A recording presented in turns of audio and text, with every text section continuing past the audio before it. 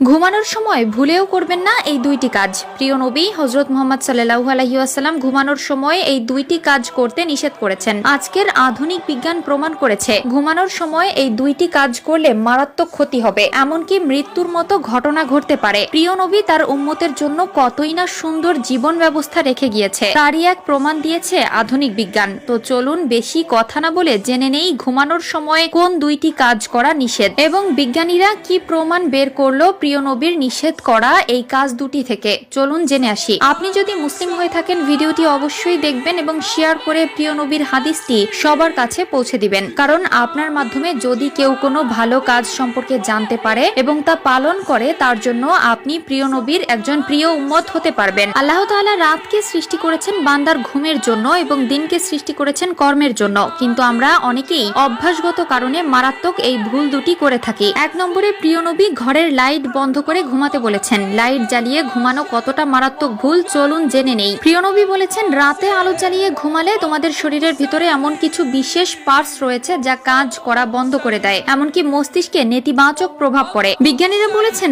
রাতের লাইটের আলো থেকে এক ধরনের আলোক নিঃসরণ হয়, যার ফলে ব্রেন ক্যান্সার হওয়ার সম্ভাবনা থাকে। আমাদের শরীরে এক ধরনের গ্রন্থি আছে যার নাম পাইনাল গ্রন্থি, আর এই গ্রন্থি শুধুমাত্র অন্ধকারে এই কাজ শুরু করে, এক ধরনের হরমোন নিঃসরণ করা। লাইট জ্বালিয়ে ঘুমালে এই গ্রন্থি কাজ করা বন্ধ করে দেয় এবং হরমোন নিঃসরণ বন্ধ হয়ে গেলে শারীরিক ও মানসিক বিভিন্নভাবে নেতিবাচক প্রভাব পড়ে। দুই নম্বরে প্রিয় নবী হযরত মুহাম্মদ সাল্লাল্লাহু আলাইহি ওয়াসাল্লাম বলেছেন তোমরা যখন রাতে ঘুমাতে যাবে অবশ্যই ডান কাত হয়ে ঘুমাবে। বাম কাত হয়ে ঘুমালে তোমাদের পাকস্থলীতে নানাবিধ সমস্যার দেখা দিবে, যা পরবর্তীতে মারাত্মক রূপ নিতে পারে। বিজ্ঞান বলছে কোনো মানুষ যদি বাম কাত হয়ে ঘুমায় তাহলে তার পাকস্থলী খাদ্য হজম প্রক্রিয়ায় ব্যাঘাত ঘটে। পাকস্থলী যেহেতু বাম দিকে বাঁকানো, তাই কেউ যদি বাম দিকে শুয়ে থাকে তাহলে তার খাবার এক জায়গায় জড়ো হয়ে থাকে, যা তার পাকস্থলীতে পুরোপুরি ভাবে সচল থাকতে পারে না। এর জন্য খাবারটা ইনস্ট্যান্ট নারীর দিকে যেতে অনেক ব্যাঘাত পোহাতে হয়। আর কোনো ব্যক্তি যদি ডান দিক হয়ে ঘুমায় তাহলে তার খাবার প্যানক্রিসে জমা হয়ে থাকে,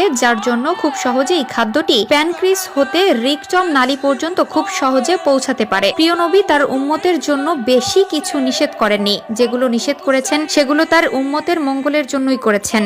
প্রিয় নবীর প্রত্যেকটি কথাই আজকের এই আধুনিক বিজ্ঞান প্রমাণ করে দিচ্ছে। সুবহানাল্লাহ। প্রিয় নবী বলেছেন তোমরা পেটের 3 ভাগের 1 ভাগ খাবার খাও, 1 ভাগ পানি এবং 1 ভাগ খালি রাখো, এতে তোমাদের শরীর সুস্থ থাকবে এবং রোগ থেকে দূরে থাকতে পারবে। বিজ্ঞানীরাও একই নিয়মের সাথে মত দিয়েছে। 3 নম্বর কারণটি হলো বেশি কথা বলা যাবে না। প্রিয় দর্শক, যারা অতিরিক্ত কথা বলে তাদের হায়াত খুব তাড়াতাড়ি ফুরিয়ে যায়, তাই যত কম কথা বলবেন আপনার জন্য ততই ভালো। আল্লাহ আমাদের সকলকে সঠিক বুঝ দান করুন। আমিন।